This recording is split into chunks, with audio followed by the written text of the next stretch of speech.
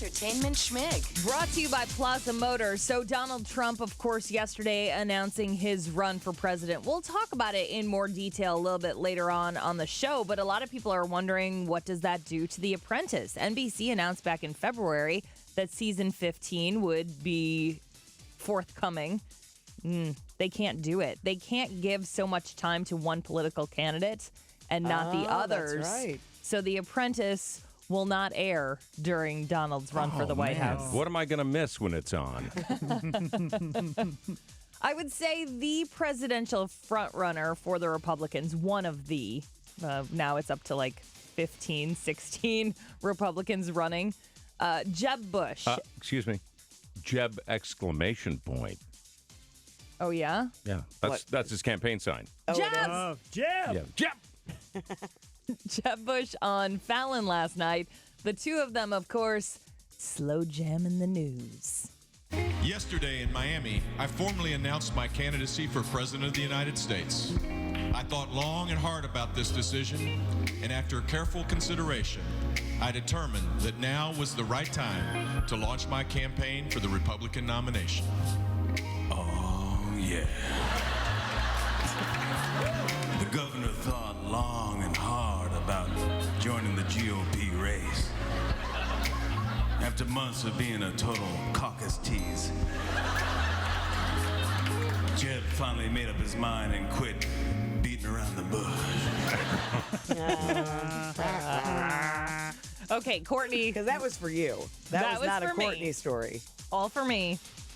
These are for you. All right, hit Okay, it. let's start with a current story involving one of your former Seinfeld friends, Julia Louis-Dreyfus. Veep on HBO, her show. 4 jokes a minute. More than any other show. Someone analyzed. It's funny. I'd be exhausted being a writer for that show.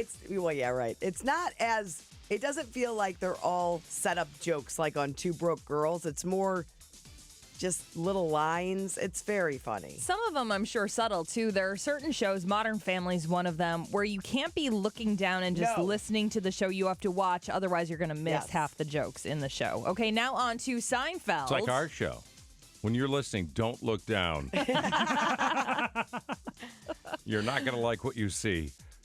Seinfeld still running in syndication, which means people who make random appearances on the show are still getting checks. Not just Jerry and, I want to say Elaine. Not just Julia and Jerry and all the big stars, still getting. Newman, Susan. Sure. I mean, there's a bunch. Keith Hernandez. Oh, yeah. Remember the Keith Hernandez episode? He still gets $3,000 a year in residuals from his Seinfeld appearance. Wow. He was a great episode, though. It was the one or two spitters. Yeah, the one. spitters, right.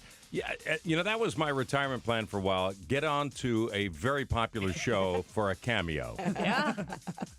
Oh, and you know who else I saw on the Soup Nazi? I forgot. Anna Gasteyer is like one of the Soup Nazi customers, and she has like a little tiny line. It's before she was on SNL. Sure. So she's getting some cash, too. Jerry Seinfeld, Comedians in Cars Getting Coffee. Jim Carrey is this week's guest if you want to watch it on Crackle. And here's your last reference, Courtney. The Love Boat. You wanted to be Julie McCoy, cruise director. Oh, well, this is about Vicky Stubing. Oh, yeah, Vicky said that's when they really jumped the shark.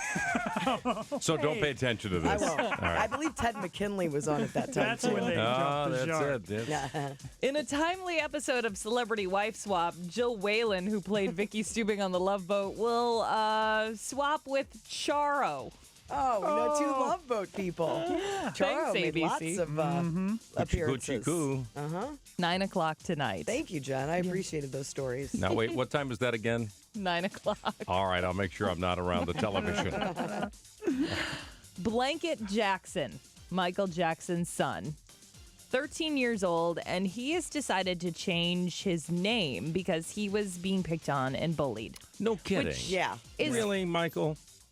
Funny because that's not even his name. I was going to say, isn't that like a nickname for him? He's Prince Michael Jackson II. But I would change that too. I know. I guess you're not going to go by your legal There are name. a couple of more important people that have the title Prince. When right before he entered middle school, he decided he wanted to be called Michael. But the P is silent? No, you say the P. BG. BG Jackson, spelled B-I-G-I. What does that mean? Well, apparently it's of German origin. It means idealistic, sensitive, and inspirational. All right. And a fan of disco. Right.